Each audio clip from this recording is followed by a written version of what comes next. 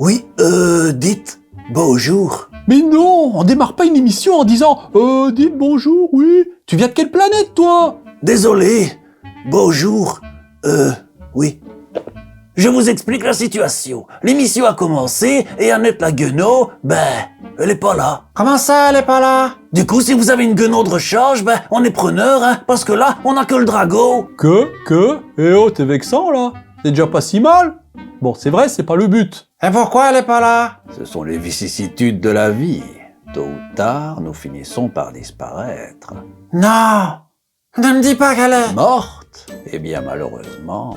Mais non, oh là là, vous dites n'importe quoi, là. S'il lui était arrivé quelque chose, elle nous aurait prévenu. Ah oui, c'est vrai que lorsque l'on meurt, on prévient les autres.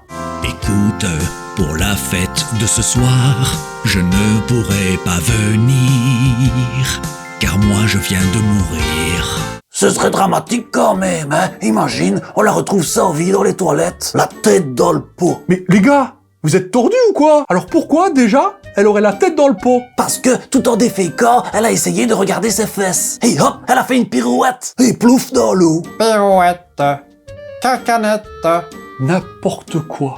Elle va arriver. Oui, bien sûr, en mode zombie, avec du papier cul autour de la tête. Oh là là, vous êtes désespérants. Allez, générique.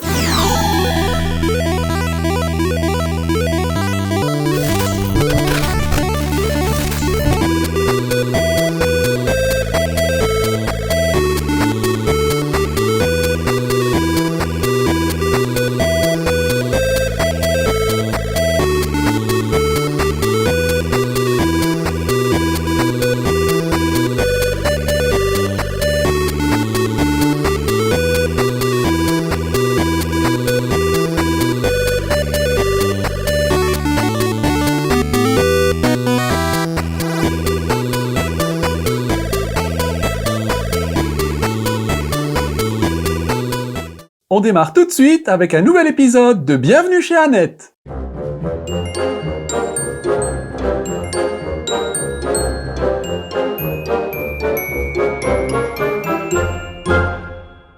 Annette, je vais au magasin. Il te faut quelque chose? Oui, Quoi? des Des quoi? Des serres? serviettes. Excuse-moi, mais je n'ai pas compris. Des serviettes. Des serviettes? Pourquoi faire? Papa! Des serviettes de bain? Mais non! Oh, des serviettes hygiéniques. Hygiéniques. Des serviettes hygiéniques. Non! Ça y est, t'as tes règles! Ça va, papa. J'ai pas besoin de tes commentaires. Ma petite fille devient une femme. Pitié, papa! Et tu les as depuis quand? Depuis un certain temps déjà. Mais je ne voulais pas te le dire. Pourquoi? T'as honte? Faut pas. Tu sais, tu vas grandir et... Stop! Stop! Achète-moi des serviettes, c'est tout ce que je te demande. Tu ne veux pas des tampons? Ou tampax? Comment on dit? Tampon ou tampax? On dit rien du tout, je veux juste des serviettes. Ah, ça me rappelle ma jeunesse, quand j'étais adolescent. Ouais, bien sûr, ouais. Toi aussi, t'as eu tes règles peut-être? Non, bien entendu, mais j'ai vécu d'autres phénomènes. Par exemple, quand tu es adolescent, parfois, la nuit, tu... Non, je ne veux pas savoir. Achète-moi des serviettes et le débat est clos. Ok. Attends, j'ai encore une question, excuse-moi, mais y a des tailles dans les serviettes? Ça se passe comment? Ça se mesure? Ça se pèse? Comment tu fais? Sérieusement, papa? Excuse-moi, mais je n'y connais rien. Reprends des nanas. Sécurité et confort, triple protection. Waouh, tu t'y connais super bien. Nana. Ça me fait marrer, ça. Nana. Nana. Nanana. Nanana. Tu te souviens de cette publicité? Non, t'étais trop petit, tu peux pas t'en souvenir. Oh là là, ça passait à la télé. C'était une femme qui avait ses règles et alors elle chantait Nana. Nanana. À quelle heure tu vas faire tes courses? Maintenant? Alors vas-y. Si tu me cherches, je suis dans ma chambre. Et tant que j'y pense, ramène-moi du chocolat. Du chocolat nana? Ça, papa, c'est vraiment une blague de vieux. C'est pas drôle.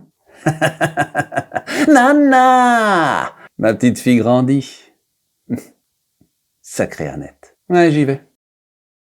Ça y est, il est parti. Oh, la honte! Oh, la honte pour moi! C'est tellement triste.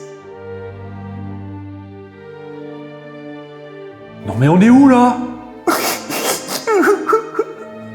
Quelle tragédie.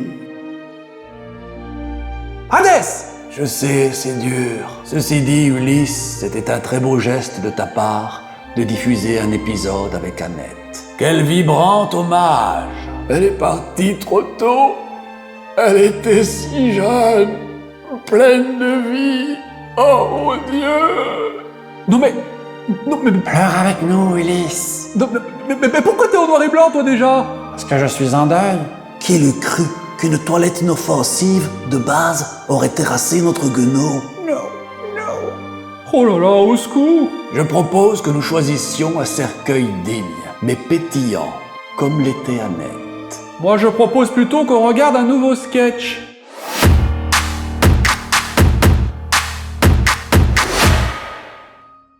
Dis, Georges, as-tu vu le planning de la semaine? Ouais, on va encore s'éclater comme des fous. On nous prend vraiment pour des gogoles! Sois pas si dur, Georges. Le planning est bien. Ah oui?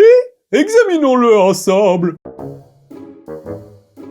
Lundi 14h, atelier sympa, collage de gommettes. Non mais des gommettes, comme si moi le grand guerrier, j'allais coller des gommettes. Ben, c'est bien les gommettes. Mardi 14h, spectacle de marionnettes. Non mais on se croirait en maternelle. Moi, j'aime bien les marionnettes. J'ai horreur des marionnettes, c'est puéril et naïf. N'oublie pas que t'en es une de marionnette. Karaoké, certainement pas, je vais pas aller écouter des casseroles qui chantent. Et après, c'est quoi? C'est le coiffeur qui vient. Oh, il est gentil, mais il sert à rien. C'est vrai qu'en ce qui te concerne, tu n'as pas beaucoup de cheveux. Moi, je préfère quand c'est sa femme qui vient. Elle est jolie. Laisse tomber, mon pote, t'es trop vieux. Et puis là, regarde un peu, pêche au canard, non mais on croit rêver. Moi je dis que ce programme est pitoyable, on veut nous tuer à petit feu. Simple question d'état d'esprit, Georges. La pêche au canard, c'est pas si mal. Dis, tu veux qu'on fasse une partie de cartes? Seulement si tu me laisses gagner. Alors là, tu peux rêver, vieille pantoufle. Ah, tu peux parler toi, vieille chaussette puante.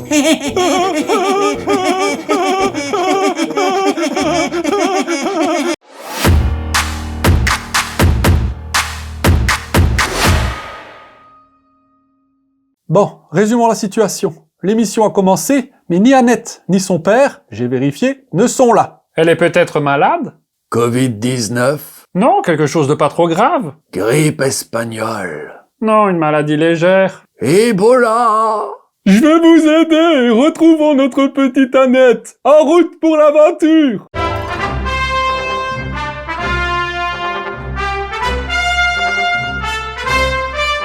Excellent! On va s'appuyer sur votre grande expérience de la vie, monsieur Indiana. Prenez la tête des opérations et dites-nous, que devons-nous faire?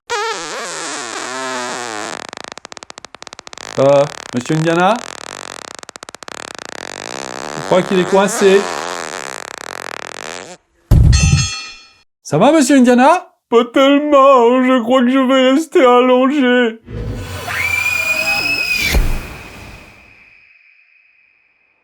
Je suis dans mon grenier et j'ai retrouvé mes affaires scolaires. Oh là là, quel souvenir! Je n'aimais pas aller à l'école, c'était l'enfer. J'ai toujours détesté cet endroit, mais je devais y aller pour apprendre des choses utiles. Par exemple, apprendre la vie en société. Ça ne m'a servi à rien, je suis devenue une psychopathe. Oh, mon cahier quand j'étais en classe! J'avais 8 ans. Et j'étais dans la classe de Madame Laurence. Je n'aimais pas Madame Laurence. Elle était laide et bête, un vrai parasite. Et en plus, elle puait de la bouche. Je faisais des calculs dans ce cahier. Oh là là, j'ai eu une mauvaise note. 0 sur 10. Tiens, il y a un petit mot de Madame Laurence dans le cahier. Émilie, applique-toi. Tu es trop dissipée en classe. Elle était méchante, Madame Laurence! Méchante, méchante, méchante! Oh, ça alors! Mon livre intime! J'écrivais mes journées quand j'allais à l'école. Je vais te lire un extrait.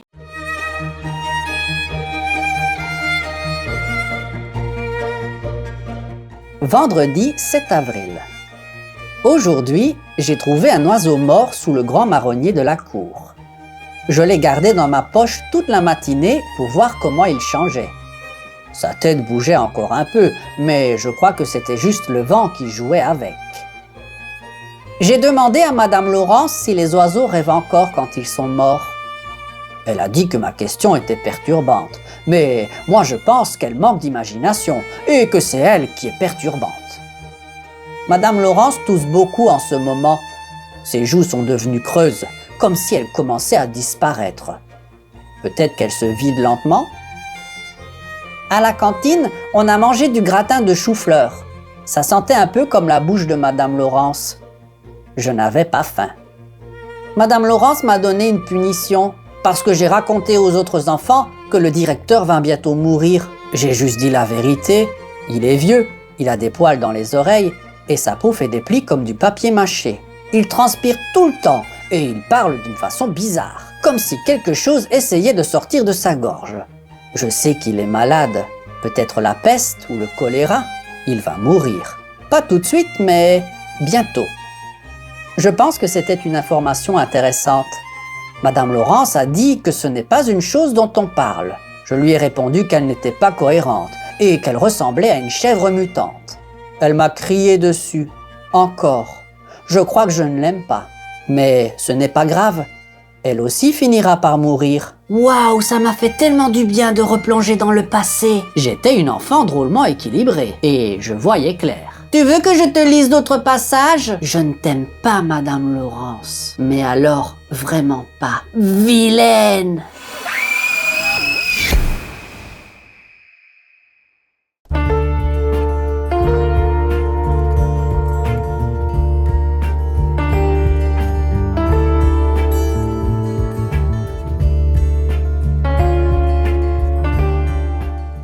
Annette, la guenon.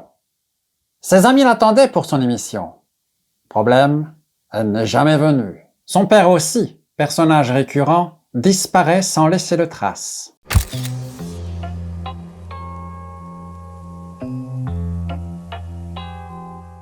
La vérité, lors d'un simple besoin naturel, une toilette endiablée a bouffé les deux pauvres victimes.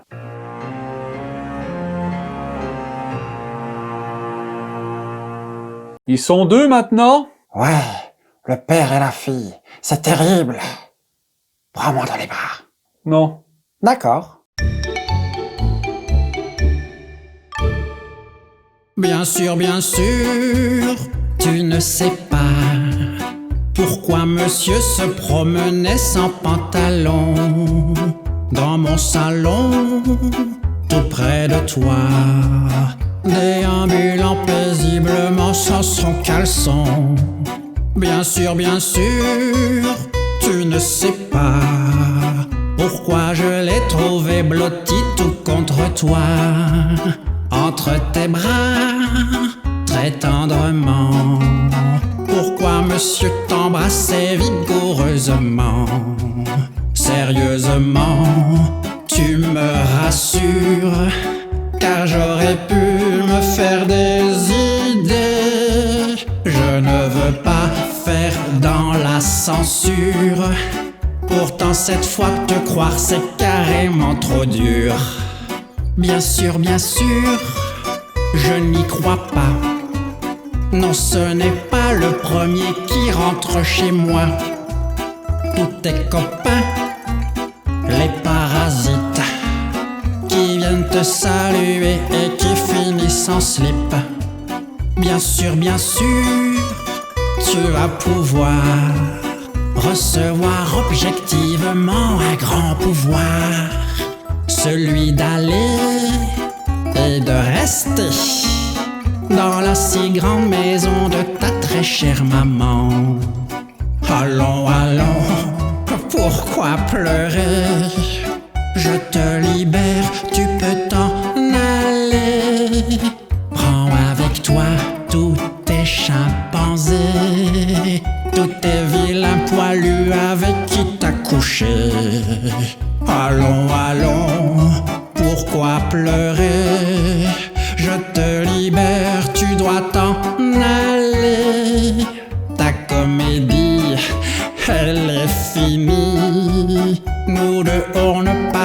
changera plus notre vie. Bon, je vais vous dire la vérité. Annette est vivante. Et donc elle n'est pas morte. Ça va de soi. Alors pourquoi tu prétends le contraire depuis tout à l'heure? Oh, s'il vous plaît, vous n'allez pas me lyncher. C'est une simple déformation professionnelle. Et puis faire une répétition générale pour ce jour fatidique a été très instructif. Donc, elle est vivante! Oui. Malheureusement, oui. Punaise! Et moi qui viens de dépenser 200 € pour l'achat d'une couronne mortuaire, qu'est-ce que je vais en faire maintenant? Pose-la sur ton lit, c'est très décoratif. Ouais, bof, après tout le monde va croire que je suis mort.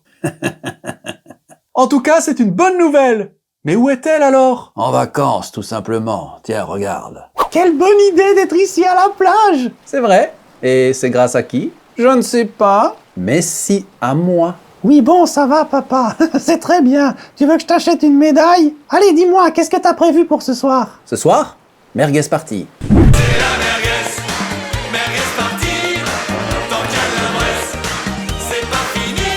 Papa, je ne suis pas très chaude pour une soirée merguez. Ah, tu proposes quoi alors? Je préfère une soirée dansante, sans merguez et avec de la meilleure musique.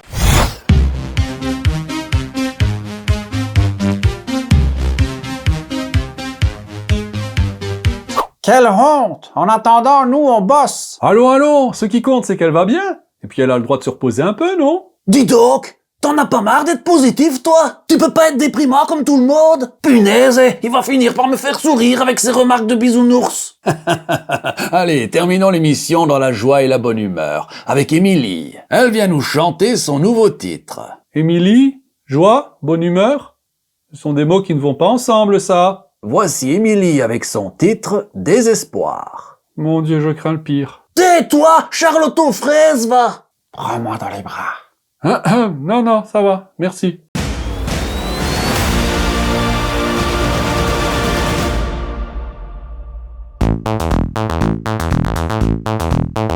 Désespoir, désespoir, désespoir dans un trou noir. Désespoir, désespoir, désespoir, j'ai le cafard. Toutes les nuits affligé, je pense que je veux m'enfuir. Je me sens si seul à mourir. Pour m'aider la journée, je me raconte des histoires.